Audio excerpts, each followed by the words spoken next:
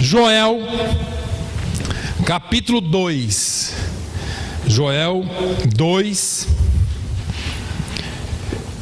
Nós vamos ler uma passagem que os irmãos conhecem de cor e salteado, tá? Nós vamos aprender alguma coisa sobre a palavra de Deus. Pelo menos umas 2 horas hoje nós vamos estar falando aqui sobre Joel. Aleluia. Vocês não estão com fome ainda não, né? Joel 2, 23 ao 28. Joel, capítulo 2. Joel é um livro pequenininho, escondido aí, depois do meio da Bíblia, depois de Jeremias, Lamentações, vem depois de Oséias, vem Joel. Oséias, Joel.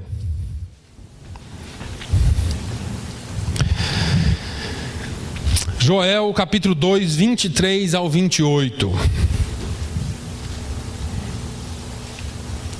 Joel é tão pequenininho quanto o profeta. Ninguém considerava ele era tão pequenininho, não de tamanho, mas de idade. Começou profetizando com 18 anos e ninguém dava crédito para ele. Vamos lá. Diz assim: e vós, filhos de Sião, regozijai-vos e alegrai-vos no Senhor vosso Deus, porque Ele vos dará ensinador de justiça, e fará descer a chuva, a temporã e a serôdia no primeiro mês. E as eiras se encherão de trigo, e os lagares transbordarão de mosto e de óleo. E restituir-vos-ei os anos que foram consumidos pelo gafanhoto, a locusta e o pulgão e a aruga, o meu grande exército que enviei contra vós. E comereis abundantemente e ficareis satisfeitos, e louvareis o nome do Senhor vosso Deus, que procedeu para convosco maravilhosamente, e o meu povo não será mais envergonhado. E vós sabereis que eu estou no meio de Israel, e que eu sou o Senhor vosso Deus, e ninguém mais, e o meu povo não será envergonhado para sempre. E há de ser que depois derramarei do meu espírito sobre toda a carne, e os vossos filhos e vossas filhas profetizarão, os vossos velhos terão sonhos, os vossos mancebos terão visões. Senhor, eu te peço nessa hora, meu Pai, em nome de Jesus, que o Senhor fale conosco, que o teu Santo Espírito fale muito mais do que eu aqui hoje, e que a tua palavra seja evidenciada e profética nas nossas vidas no dia de hoje, no nome de Jesus. Amém. Eu já li esse texto aqui, já ouvi diversas pregações sobre Joel 2 e principalmente 28. Fala sobre os últimos dias, a descida do Espírito Santo. Mas durante a semana passada e essa semana, a semana retrasada e a semana passada, eu estive lendo essa palavra todo dia praticamente, e Deus ministrando ao meu coração. E eu pedindo a Deus o momento certo para falar sobre essa palavra. Eu sempre li e nunca caiu, nunca encaixou tão forte no meu coração como dessa vez. Eu gostaria nessa manhã de falar sobre o tempo de Deus. O tempo de Deus. Eu preciso começar falando que a mensagem do profeta Joel não era uma mensagem só para o povo, mas era uma mensagem também para os líderes de Israel. Era uma mensagem de convocação ao arrependimento, uma mensagem de conversão e uma mensagem que abrangia todo o povo e os líderes, os religiosos de Israel. Joel, no capítulo 1 e no início do capítulo 2 do seu livro, quando você tiver um tempo você lê, ele diz: chorem os sacerdotes, vistam-se de panos de saco e cinza os ministros do altar, lamentem os ministros de Deus e digam: poupa o teu povo, ó Senhor. A mensagem de Joel era uma mensagem para toda a nação, desde a plebe, desde o mais pobre até a corte, até os mais ricos. E aí você pode perguntar: pastor, o que tem a ver com o tempo de Deus? Era exatamente isso que eu não tinha visto até hoje, e que quando Deus falou ao meu coração, eu entendi. Eu preciso mais uma vez relembrar aos irmãos que na quarta-feira aqui eu falei. Se os irmãos perceberem, eu já dei umas pinceladas dessa mensagem aqui, porque Deus vem falando ao meu coração, que no Novo Testamento e no Antigo Testamento existem duas palavras que definem tempo para Deus. A primeira delas é o Cronos, que é o tempo cronometrado, o tempo que é medido, o tempo de onde vem a palavra cronômetro, é o tempo que pode ser contabilizado, é o tempo que pode ser marcado no relógio, é um dia de 24 horas. Mas em Cronos existe passado, presente e futuro. Todas as vezes que o tempo falava da vida do homem, ou melhor, que a Bíblia falava da vida do homem, em se tratando de tempo na Bíblia, a Bíblia utilizava a palavra cronos, que é o tempo limitado, que é esse tempo que nós estamos presos nele. Entretanto, a segunda palavra para tempo que era utilizada ou é utilizada é kairos. E kairos é o tempo da eternidade, é o tempo que não tem medida, é o tempo que não pode ser medido, que não tem início e nem fim. É um tempo que todas as vezes que a Bíblia se referia a Deus nesse tempo, no tempo kairos, no tempo da eternidade, onde homem nenhum pode entrar. Quando Paulo escreveu a respeito de algumas coisas aos Romanos, no capítulo 13, no versículo 11, ele disse: isto digo, conhecendo os tempos. Salomão, quando escreveu Eclesiastes, no capítulo 3, e no versículo 1 em diante, ele disse: olha, tudo tem o seu tempo determinado. Há um tempo para todo propósito debaixo do céu. Há tempo de nascer, há tempo de morrer, tempo de plantar e tempo de arrancar o que foi plantado, tempo de matar, tempo de curar, tempo de derrubar e tempo de edificar, tempo de chorar, tempo de rir, tempo de prantear e tempo de dançar ou se alegrar. A este tempo, ou ao kairos de Deus, ele não pode ser antecipado. Esse tempo não pode ser antecipado. No tempo de Deus, etapas não podem ser queimadas ou puladas. Nós fazemos isso no nosso tempo. No tempo de Deus, não. No nosso tempo, se você estiver fazendo uma matéria e você for mais inteligente ou mais aplicado, você pode antecipar o tempo. No tempo de Deus não pode. O tempo de Deus é um tempo que não está preso a nós. O salmista diz, o Salmo 1, que o justo é como a árvore plantada junto a ribeiros de águas, que dá o seu fruto na estação ou no tempo próprio. Ele está falando de um tempo em que nós não podemos interferir. E esse é o tempo de Deus. Jesus estava na iminência de ser assunto ao céu, lá em Atos 1:7. E ele diz assim: olha, não vos pertence saber os tempos e as estações que o Pai estabeleceu pelo seu próprio decreto. Tempos e estações. Dia tal o mundo vai acabar. A partir de janeiro vai acontecer uma catástrofe. Em tal lugar vai acontecer tal. Tempos e estações que não compete ao homem saber. Irmãos, tudo que marcam aí é para tirar a sua atenção de Jesus. Para de olhar para a catástrofe, olhe para Jesus, que é o autor e consumador da nossa fé. Agora, o tempo do Senhor, ele é interessante, porque na nossa finitude, ou seja, nós somos seres finitos que têm fim na nossa cabeça, na nossa vulnerabilidade, nós tendemos a nos desesperar quando o nosso tempo é surpreendido pelo tempo de Deus. E eu quero falar sobre o tempo de Deus E eu quero te dizer uma coisa: o tempo de Deus é diferente do nosso. O Senhor não trabalha e o Senhor não faz nada baseado no seu relógio, nem no meu relógio. Deus faz as coisas no tempo dele, e eu vou te dizer por quê. Porque Ele é Senhor, e Ele é Senhor sobre todas as coisas, e Ele é Senhor sobre o tempo também. Deus não está preso aos seus desejos e aos seus tempos, ao seu cronômetro.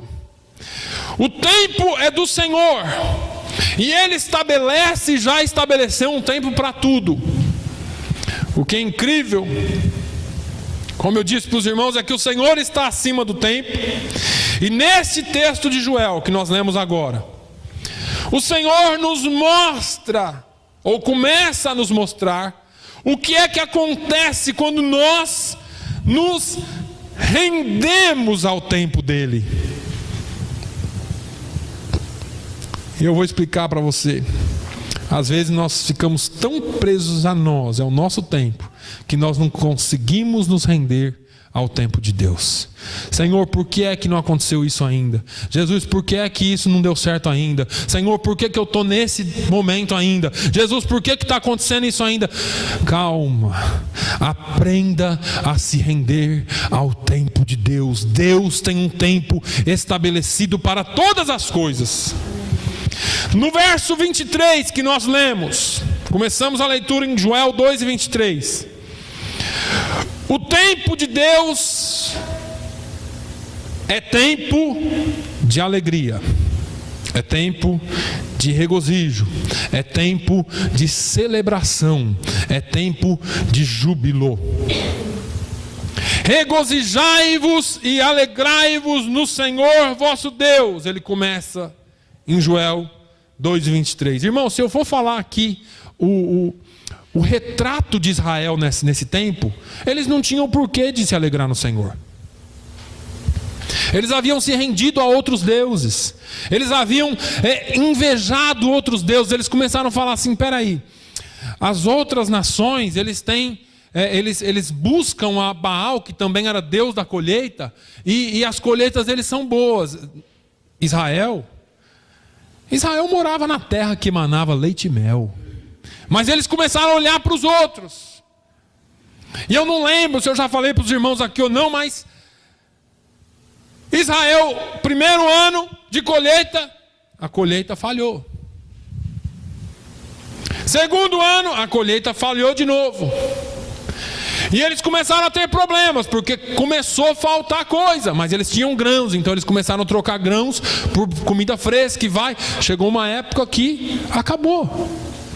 O escritor Flávio Joséfo, ele afirma que naquela época, quando Deus fala aqui que mandou maldição sobre Israel, eles dizem que as macieiras estavam cheias de maçã, e os agricultores vinham para colher e elas desfaziam na mão, podres. Porque a maldição de Deus havia vindo sobre eles, porque eles buscaram outros deuses. Agora vem Joel com 18 anos, anunciando uma palavra dessa. E ele, depois você vai ler todo esse livro aqui lá na sua casa, você vai ver o contexto dele. Mas Joel vem falando: olha, regozijai-vos e alegrai-vos o Senhor vosso Deus. Quando Jesus estava encerrando a parábola dos talentos, ele olha para o servo bom e fiel e diz: entra para o gozo do teu Senhor. O que é interessante aqui, irmãos, é que Jesus não está falando da alegria do crente, assim como Joel não está falando da alegria do crente. Ele está falando: regozijai-vos no Senhor. Jesus está falando: entra para o gozo do teu Senhor. Ele está falando de uma alegria do Senhor no crente. É uma alegria que não depende da situação externa. É uma alegria que vem independente daquilo que você está vendo. É algo que vem do Senhor para você. É a celebração, é o júbilo do coração de Deus na vida do crente, se manifestando no seu e no meu coração. A nossa alegria no nosso tempo pode virar tristeza. Já viram aquele ditado que diz assim: quem ri muito, chora. Acaba chorando. Porque a nossa alegria muitas vezes pode virar tristeza. Hoje você está feliz, amanhã acontece alguma coisa, você pode ficar triste. A alegria de Deus não é assim. A alegria de Deus é diferente. O gozo do Senhor, segundo Isaías 35:10, é a alegria eterna. Você passa por momentos, mas o gozo do Senhor está no seu coração. Quando lemos o Salmo 16 e 11, o salmista diz: na tua presença, ó Senhor, há fartura de alegrias, abundância de alegria. No Salmo 100, o salmista diz: celebrai com júbilo ao Senhor todos os habitantes da terra, e servi ao Senhor com alegria. No Salmo 122:1, o salmista diz: alegrei-me quando me disseram, vamos à casa do Senhor. O salmista também diz que o Senhor vestirá os seus santos de alegria e os seus sacerdotes de júbilos. Esse é o tempo de Deus para nós. Um tempo de alegria que talvez você não está vendo hoje. Em João 16:21, Jesus, falando sobre os tempos, ele diz: a mulher, quando está para dar à luz, sente tristeza porque é chegada a sua hora. Mas depois de ter dado à luz a criança, já não se lembra da aflição pelo gozo de haver um homem nascido no mundo. E Jesus continua no versículo 22, dizendo: assim também vós agora, na verdade, tendes tristeza, mas eu vos tornarei a ver, e alegrar-se-á o vosso coração, e a vossa alegria ninguém poderá tirar. Pastor, eu estou triste hoje. Jesus está dizendo para você: olha, eu vou tornar a visitar você, eu vou tornar a tocar em você, e você vai voltar a ter alegria. E quando eu te encher de alegria, ninguém poderá tirar a alegria que eu dou. Amém? Aleluia. Isso é o tempo de Deus. O tempo da angústia se encerra, o tempo da amargura chega ao fim, o tempo do rancor, da tristeza, de tudo aquilo que você tem carregado, chega ao fim. E Jesus está dizendo: eu lhe dou motivos de júbilo, motivos de alegria, motivo de festa, de celebração, porque o meu tempo chega para a sua vida. Salmo 35 diz: o choro pode durar uma noite, mas a alegria vem pelo amanhecer. E vocês sabem português melhor do que eu aqui. Se fosse o nosso tempo, não seria utilizado o verbo no contínuo, no vem. Porque se é o amanhecer, virá. É futuro. A alegria virá. Mas não é isso que a Bíblia diz. Você pode abrir aí. Salmo 35. Só se a sua versão tiver já mudado. O original diz vem. A maioria delas diz vem. Vem ao amanhecer. Porque no tempo do homem é essa expressão virá que se utiliza, porque é futuro. Mas no tempo de Deus é vem. Por que é vem, irmãos? Porque no tempo do homem há conjugação, passado, presente, futuro. Mas no tempo de Deus não existe passado e não existe futuro, é só um eterno presente. Então, para Deus, a alegria vem. E deixa eu te falar uma coisa. Por que Deus escreveu assim? Porque não é uma promessa. Porque não é uma expectativa. Isso é uma garantia que Deus nos dá. Já foi liberada, já está chegando. É a alegria que vem do céu para a sua vida. Porque o tempo de Deus está no presente e vem para você. A alegria de Deus vem ao amanhecer. Esse é o tempo de Deus, não é o tempo do homem. No nosso tempo a gente fica, mas quando? Mas será? Calma. Se renda ao tempo de Deus. Deixa Deus trabalhar na sua vida. Segundo lugar, falei que nós vamos até as 14h hoje. Tempo de Deus é tempo de restituição. Versículo 25: e restituir-vos-ei, ou vos restituirei. É interessante que eu estava lendo esse versículo, e nós vamos parar um pouquinho aqui, porque ele não fala aqui que vos restituirei os bens que você perdeu. O Senhor não está falando aqui que vai te restituir o trabalho do qual você foi demitido. O Senhor não está falando aqui que vai te restituir o carro que você teve que vender para pagar uma dívida. E não é isso que ele está falando que vai restituir. Ele está dizendo: eu vos restituirei os anos. Restituir os anos, e vai muito além de bens. E eu vou te dizer por quê. Quando você investe num projeto, semanas, meses, anos, você faz tudo para aquilo dar certo, e aquilo vai tudo água abaixo, não dá certo. Qual que é a sensação que você tem?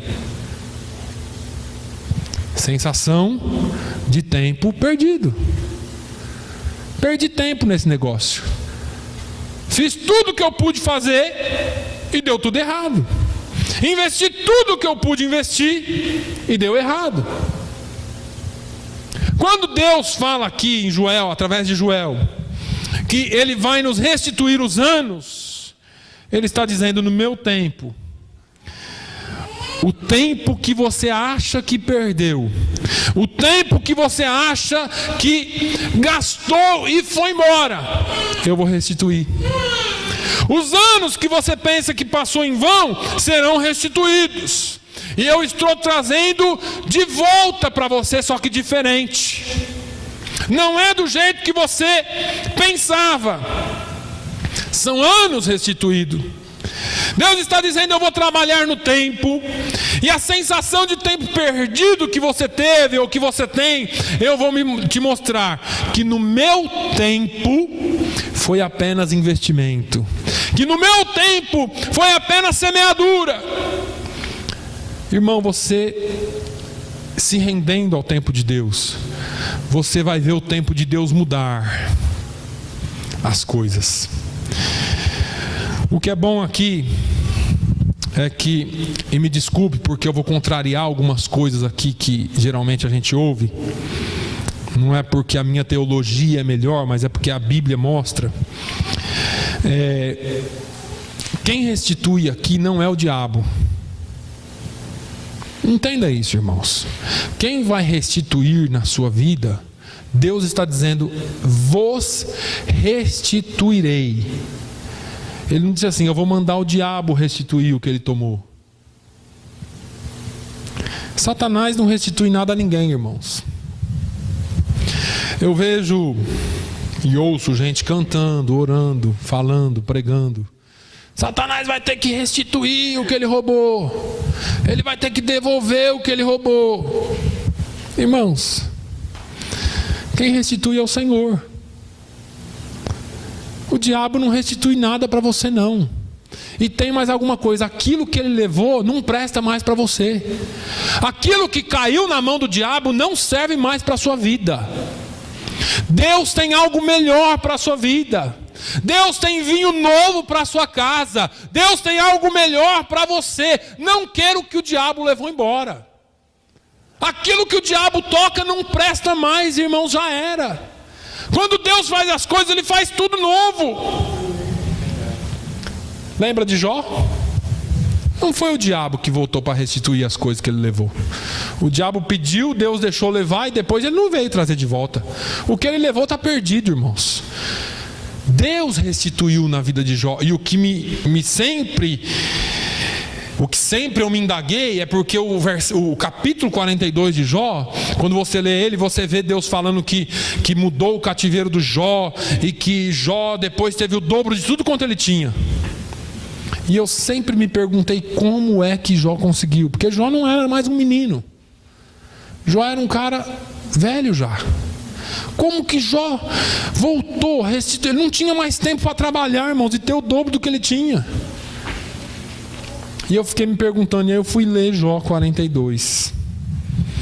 Olha só o que o versículo 10 e 12 diz. E o Senhor virou o cativeiro de Jó quando orava pelos seus amigos. Para aqui um pouquinho. Jó teve que liberar perdão para os amigos dele, tá? Para Deus mudar o cativeiro dele. Começa por aí.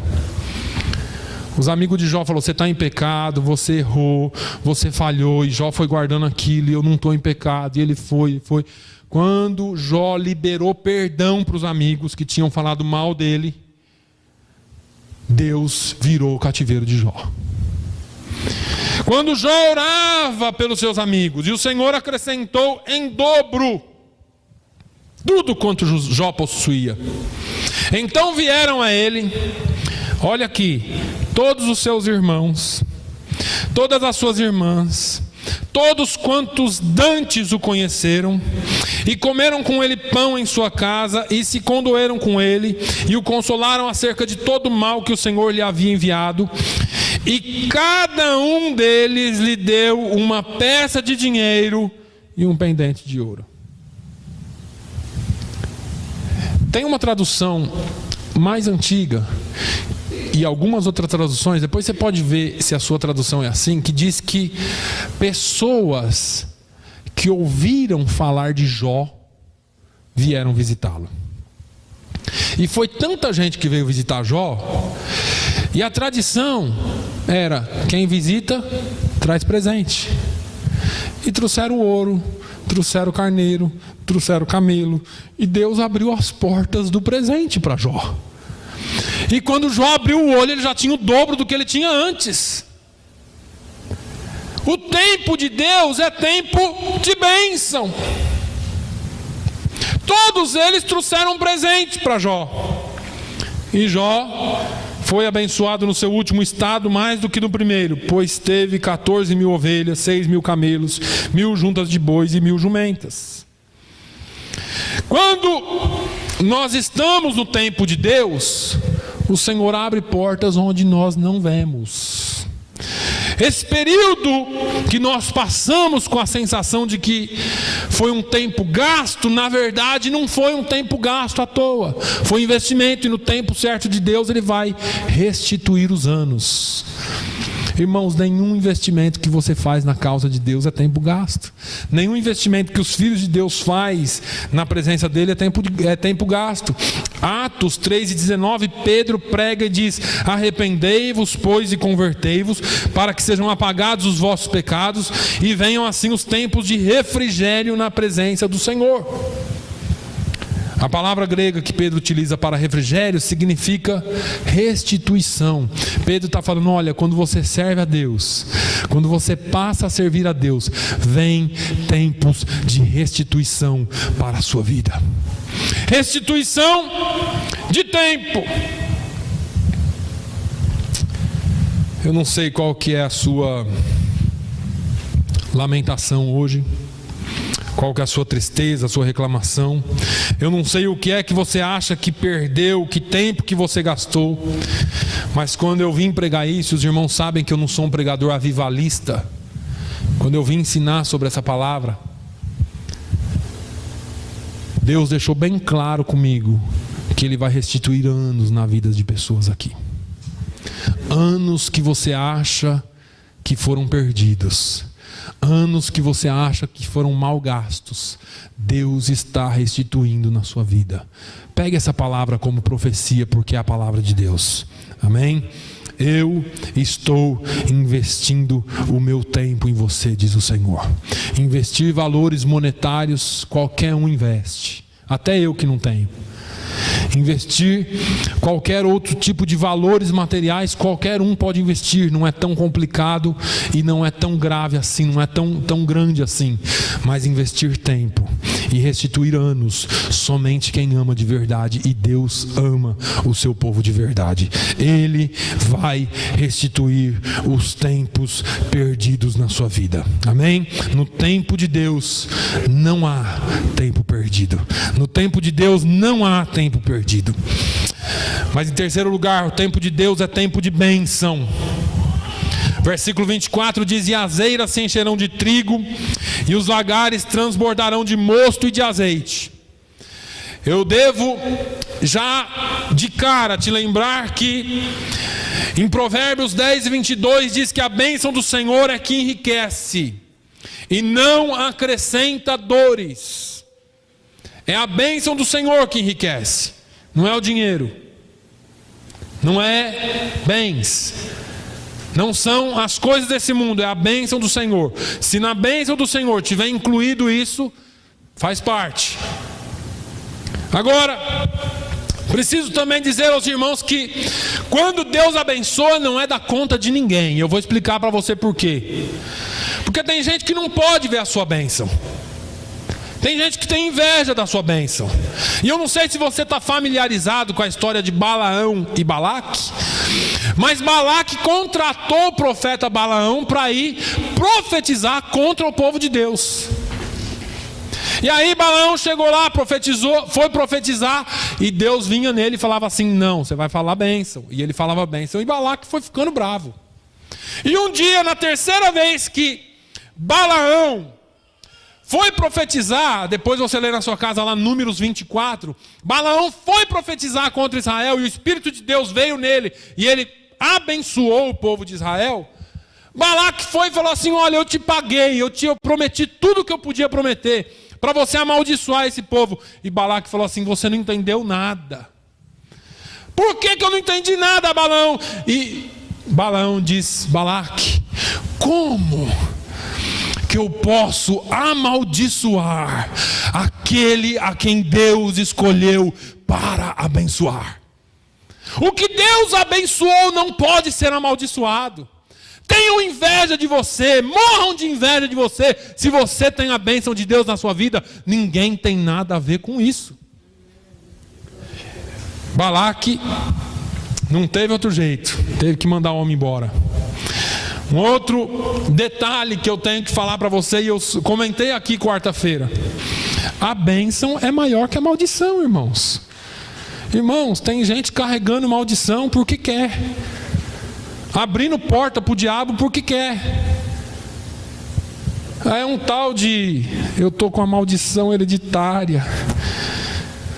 Falei aqui no testemunho para os irmãos da mulher que falou para o pastor: pastor, eu estou com maldição hereditária.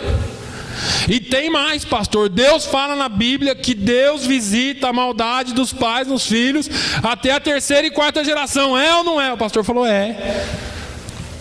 E ela falou assim: e agora, pastor? E agora que nós estamos perdidos. Por quê? Porque ele começou a contar a história da vida dele. Minha avó era índia, foi capturada e amarrada para ser amansada. Enquanto amansavam ela, ela invocava os demônios da mata para amaldiçoar a família que amansava ela. E um dessa família casou com ela, que é o meu bisavô. E depois, a minha avó materna, ele disse, era uma bruxa. E ela se suicidou. E no momento que ela estava agonizando para morrer, ela amaldiçoou o filho que veio a ser meu avô. E depois ele aceitou Jesus. E aí veio meu pai, que é a segunda geração de amaldiçoado. Venho eu, que é a terceira geração de amaldiçoado. E vem meu filho, que é a quarta geração de amaldiçoado. Meu neto, se eu andar certo, talvez seja abençoado. E a mulher falou: e agora? O que eu faço? Ele falou: você não leu o versículo todo. Tem endereço. O versículo está endereçado, porque em Êxodo 20 diz: porque eu sou o Senhor teu Deus, Deus zeloso, que visita a iniquidade dos pais nos filhos, até a terceira e quarta geração daqueles que me aborrecem, que me odeiam. Significa que os seus avós, a sua família, os demônios podem ter trabalhado gerações e gerações. Quando alguém aceitou Jesus lá na sua casa, Jesus entrou na frente e falou: você veio até aqui, daqui para frente sou eu que tomo conta. Não tem maldição para quem é abençoado, irmãos. Não tem maldição para quem tem o Espírito Santo na sua vida. A palavra de Deus diz que mal algum, praga alguma chegará à tua tenda. O salmista Davi conhecia isso como ninguém. Ele dizia: aquele que habita no esconderijo do Altíssimo, à sombra do Onipotente, descansará. Ele disse: olha, 1000 cairão ao teu lado, 10.000 à tua direita, e tu não serás atingido. Praga nenhuma chegará à sua tenda, nem praga que voe de dia, nem peste que voe à noite, nem maldição que voe ao meio-dia, não te atingirá, porque aos seus anjos ele dará ordens ao seu respeito. Irmãos, nós não podemos ficar sucumbidos a maldições do passado. Jesus chegou na sua vida, e quando Jesus chega, irmãos, acabou a maldição. Quando Jesus chega, a bênção de Deus desce sobre a sua vida. Quando Jesus chega, tudo que era maldito é arrancado fora, e a bênção de Deus se instala na sua vida. Aleluia. Aleluia. O mesmo texto que fala sobre a maldição também diz: eu sou Deus poderoso, e eu visito e faço misericórdia a milhares dos que me amam e os que guardam os meus mandamentos. Aleluia. Se a maldição é para 4 gerações, a bênção é para milhares de gerações. Se você é servo do Senhor, você pode acreditar que a sua família é abençoada. Você pode começar a profetizar sobre a sua família, porque ela é bênção do Senhor, e a bênção abunda na sua família. É só usar a lógica e o raciocínio. 4 gerações, 1000 gerações.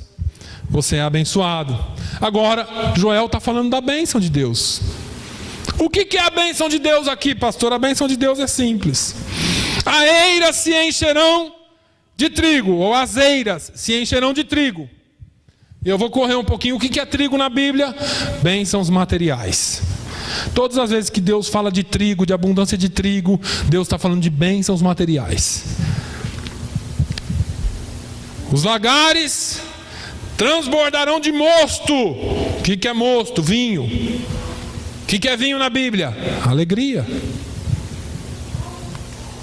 Deus vai te encher de bênçãos materiais, e Deus vai te dar alegria, júbilo, felicidade. Eu conheço pessoas ricas infelizes. Eu conheço sujeito que é feliz e vive numa pendura. Presente. É assim que funciona. É assim. As coisas de Deus não são como você, mas é o tempo de Deus. A bênção de Deus é desse jeito. Agora, Deus está dizendo: no meu tempo eu lhe dou prosperidade material e alegria, e eu lhe faço próspero materialmente e lhe alegro o coração. E vem mais. E isso aqui não é teologia da prosperidade. Eu não estou falando que você vai sair daqui hoje rico. Eu estou dizendo que Deus tem um tempo para tudo e um propósito para todas as coisas debaixo do céu. Os lagares transbordarão de mosto e de azeite. E aí vem o melhor. Porque azeite na Bíblia é óleo, é unção. E unção significa bênçãos espirituais. Eu vou derramar sobre você bênçãos materiais. E bênçãos materiais, irmãos, não entenda como riqueza. Você pode ser pobre e ser abençoado materialmente. Não falta nada lá. Está tudo bem lá. É bênção de Deus. Bênçãos nas emoções, alegria. E vou derramar bênçãos espirituais. Deus está dizendo: você prospera materialmente, não lhe falta nada, se alegra, e por tudo isso você me honra. Eu vou ungir a sua vida de uma forma completa. A promessa de Deus é de que você seja instrumento para a glória dele, quando você não reclama da vida. Quando você, e eu estou falando principalmente nesses pontos aqui, porque não lhe falta nada, mas você queria ter mais. E aí tem gente que passa a reclamar porque não tem aquilo que queria ter e não aquilo que precisa ter. Prosperidade à luz da Bíblia não é ser riquíssimo, é não lhe faltar aquilo que Deus tem te dado. Prosperidade à luz da Bíblia não é você entender que você provavelmente não vai ter tudo que você quer, mas você precisa entender que tudo que você tem foi Deus quem deu. Isso é prosperidade à luz da Bíblia. Não é estar de Fusca hoje e de Mercedes amanhã. Não é isso que é prosperidade. Prosperidade à luz da Bíblia é a mão de Deus sustentando a sua vida. Mas vamos adiante. O tempo de Deus é tempo de abundância. Versículo 26: e comereis abundantemente e vos fartareis. O Senhor está dizendo que a escassez chega ao fim, a falta chega ao fim. Olha, não tinha, vai passar a ter.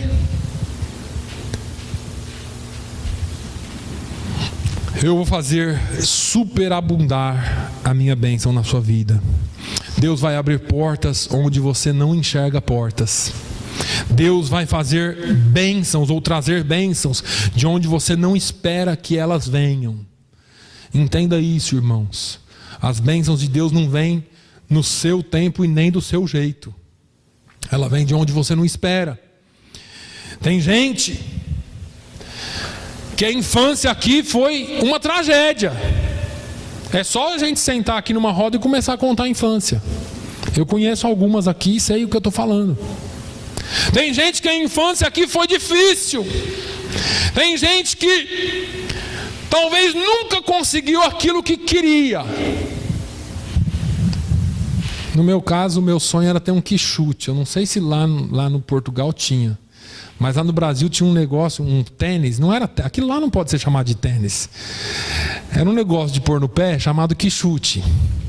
Mas meu pai nunca teve dinheiro para dar um quichute para mim, porque era 3 que concorriam. Era o bamba, o conga e o quichute. Vocês lembram? Os brasileiros aqui lembram bem. Era um mais feio que o outro, mas os meninos amavam o quichute, porque fazia aquelas propagandas dos meninos chutando bola, né? E Brasil com bola, Portugal com bola, é aquele negócio. E aí o meu sonho era ter um quichute, irmãos. Eu nunca pude ter um quichute. Minha mãe colocava um bamba no meu pé, ou uma alpargata daquelas de sola de corda, e me mandava para a escola. E estava bom assim. Agora, eu reclamava porque eu não tinha um quichute, viu? Eu queria ter um quichute, e eu reclamava, mas meu pai tinha 8 filhos. Como que ele ia pôr 4 quichutes nos pés dos meninos? E as meninas queriam sandália ou alguma outra coisa. Então não dava. Comprava o mais barato, mas apesar de eu reclamar do quichute, eu nunca reclamei de comida, por exemplo. Porque na minha casa, meu pai e minha mãe sempre ensinou a agradecer pelo que tinha para comer. Podia ser jiló. A gente agradecia pelo jiló. Não sei se os irmãos conhecem jiló. Trem amargo. E é bom, hoje eu gosto. Naquela época ela odiava. Agora, as pessoas costumam-se a reclamar. E aí, eu nunca podia vestir a roupa que eu queria. Eu tinha lá umas pecinhas de roupa. Às vezes eu vestia o mesmo short a semana inteira. A gente era pobre, como a maioria de vocês aqui. Só que na comida não. Eu me lembro até na minha adolescência, e a minha esposa às vezes fala que eu sou... Ela me chama de amarelo às vezes. Porque amarelo é aqueles meninos que têm vontade de comer tudo, né?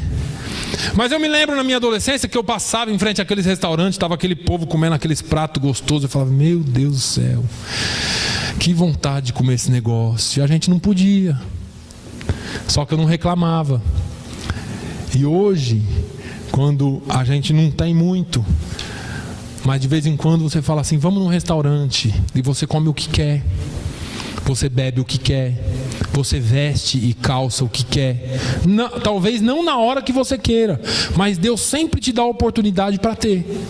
Hoje você não tem dinheiro para ir no restaurante, mas talvez domingo que vem você tenha. E é assim a nossa vida. E às vezes a gente não entende que a abundância de Deus é assim. Que a abundância de Deus, que o tempo de Deus de abundância na nossa vida não é tudo no nosso tempo, na hora que a gente quer e do jeito que a gente quer. Mas o que Deus está falando para o povo dele, que eles comerão com abundância e fartarão, comerão abundantemente e vos fartareis, Deus está dizendo que no meu tempo, o tempo de escassez, o tempo de vontade, o tempo de lamúria, o tempo de reclamação chega ao fim. Porque no meu tempo vai haver abundância para você. Você vai ter roupa para vestir e para dar.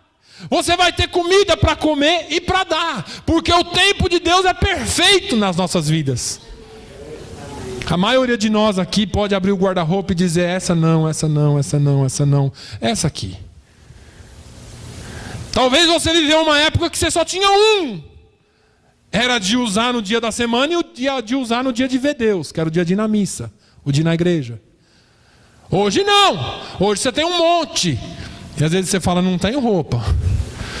E o guarda-roupa está cheio. Isso é coisa de mulher, né? Não tenho roupa. Tá, eu perdoo e entendo isso. Esse negócio de não tenho roupa é: joga 10 em cima da cama. Lá em casa não, só na de vocês. Joga 10 em cima da cama e fala que eu não tenho roupa. O tempo de fartura chega na sua vida. O tempo de alegria chega na sua vida, porque as portas se abrem e o milagre de Deus chega para você. O tempo de Deus é tempo de adoração também, irmãos. É um tempo que você consegue adorar a Deus.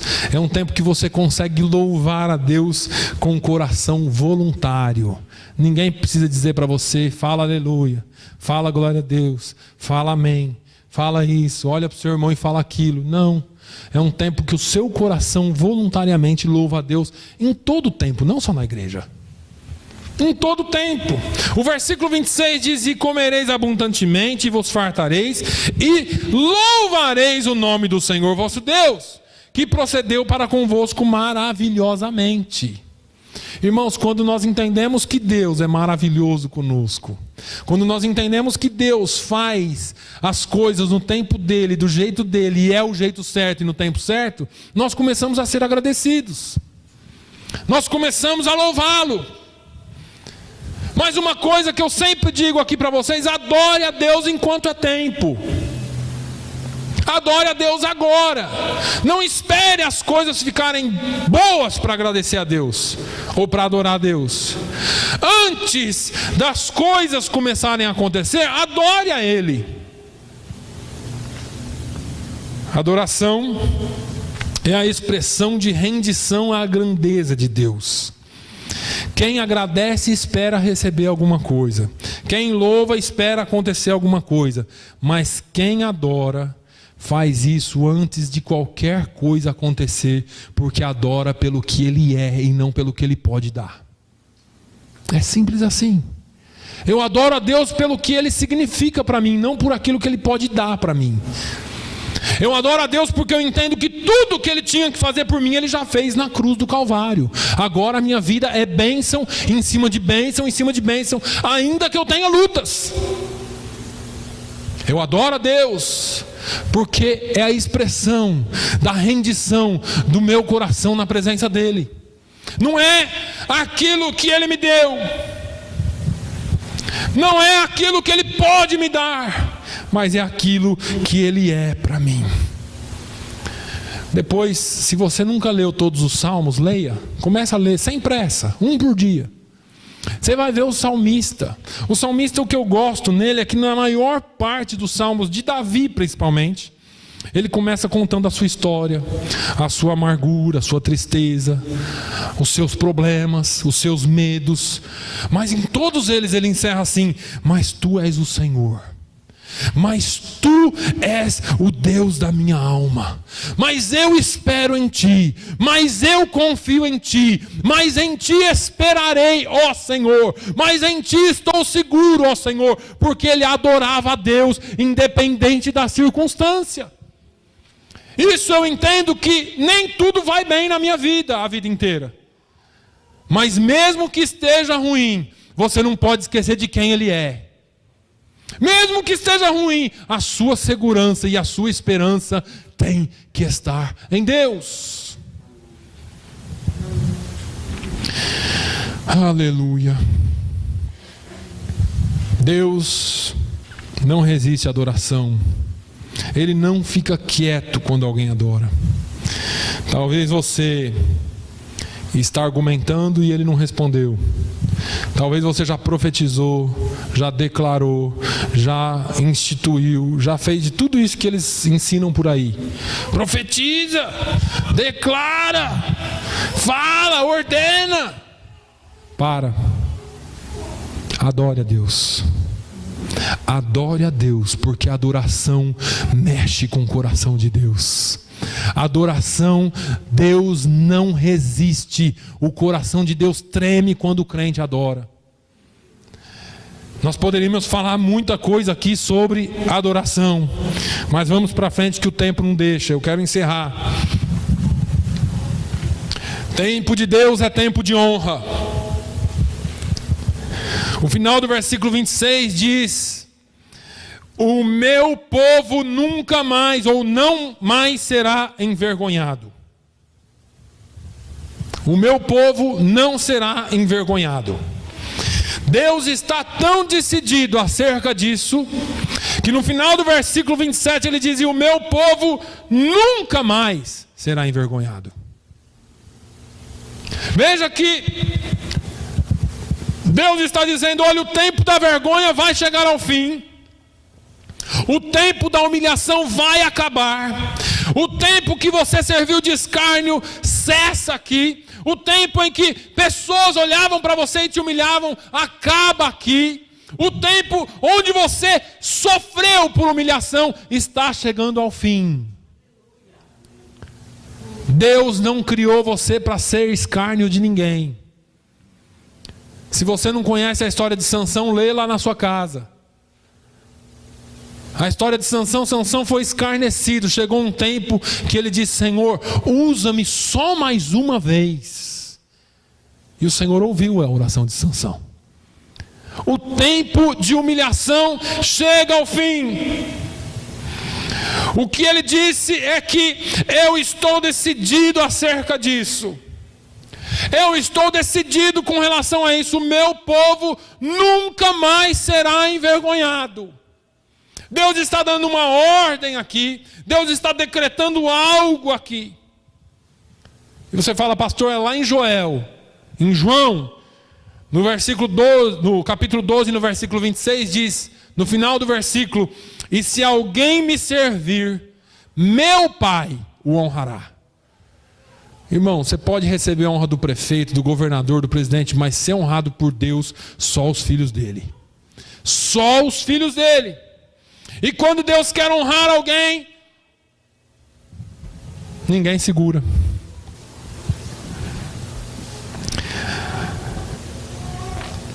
Mardoqueu. Os irmãos me dêem mais 5 minutos. Mardoqueu era um homem que vivia na porta do palácio, mendigando os favores do palácio.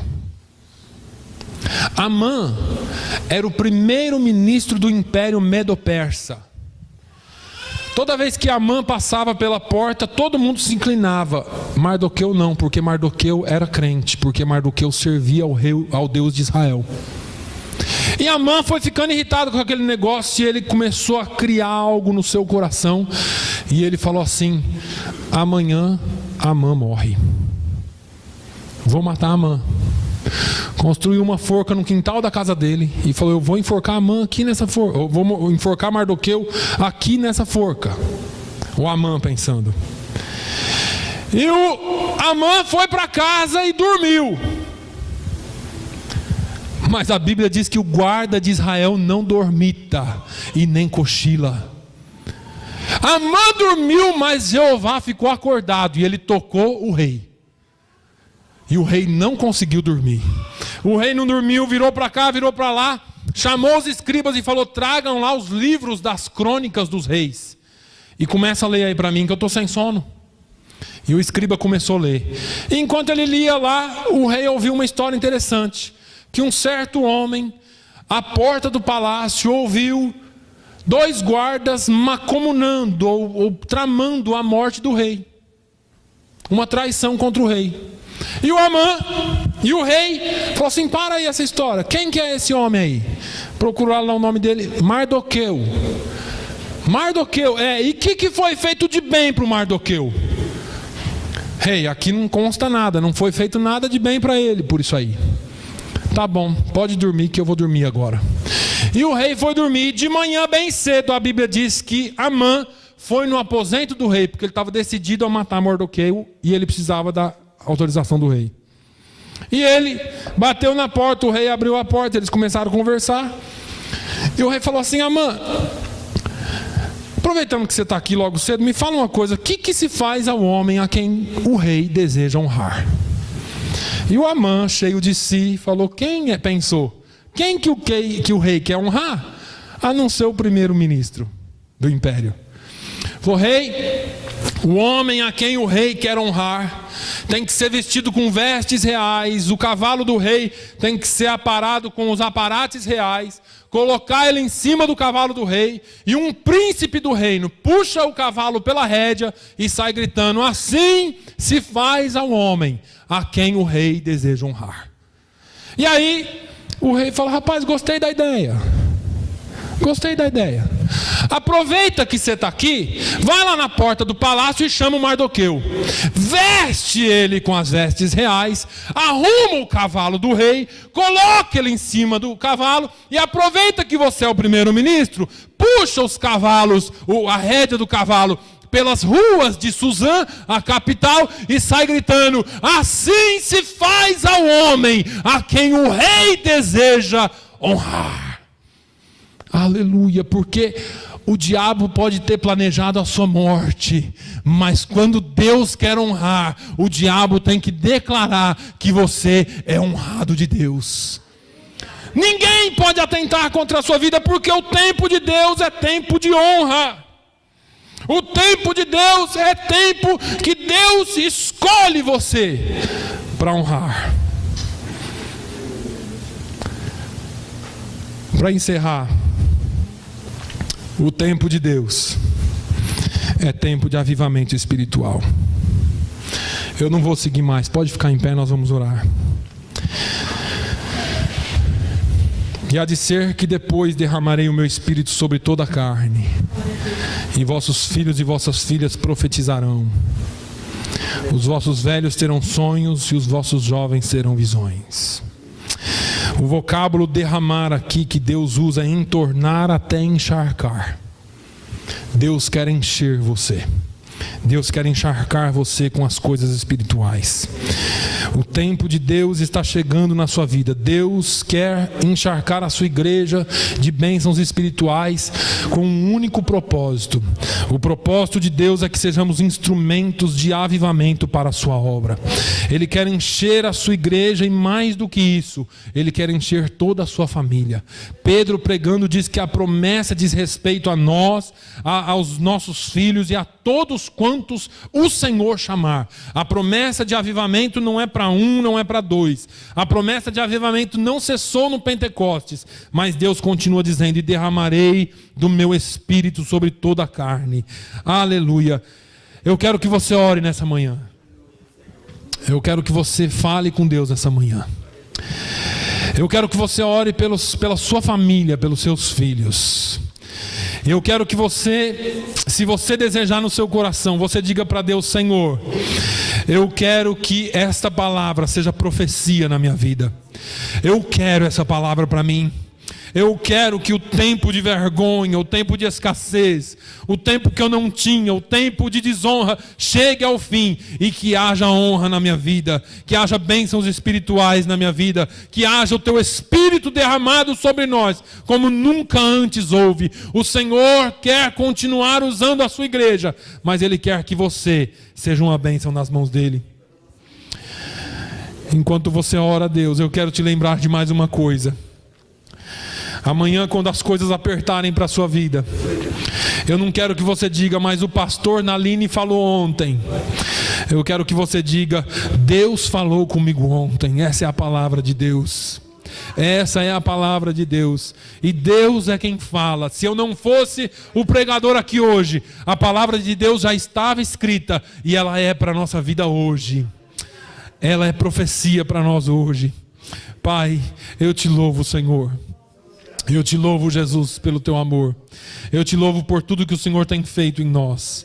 Pai, eu quero te pedir no nome de Jesus, que o seu tempo chegue na nossa vida, que o tempo de escassez passe, que o tempo de humilhação chegue ao fim, que o tempo de tristeza chegue ao fim, que o tempo de falta chegue ao fim e que haja fartura, que haja vinho, que haja alegria, que haja, Senhor, o derramamento do teu Espírito sobre a tua igreja, que o teu nome seja glorificado, Senhor, e que vidas sejam transformadas. Pai, no nome de Jesus, que essa igreja seja luz, que essa igreja seja sal nesta cidade de Fall River, oh meu Deus, e todos os outros que ouvem pela internet, onde quer que estejam, que eles sejam sal e luz, onde quer que eles estejam, ou aqui, ou no Brasil, ou em Portugal, ou na África, Senhor, onde quer que eles estejam ouvindo essa palavra em português, que ela possa ser viva e rema na vida deles, que ela possa ser uma palavra vinda do céu sobre a vida do teu povo. Pai, salva vidas, usa as nossas vidas para o teu louvor e para a tua glória. Dê-nos uma semana abençoada e o que o nome do Senhor, o nome que é sobre todo nome, seja exaltado na vida do teu povo. No nome de Jesus é que eu oro. Que o amor de Deus, a graça do nosso Senhor e Salvador Jesus Cristo, a comunhão e a consolação do Espírito Santo seja sobre todo o povo de Deus hoje e sempre. Todos digam amém.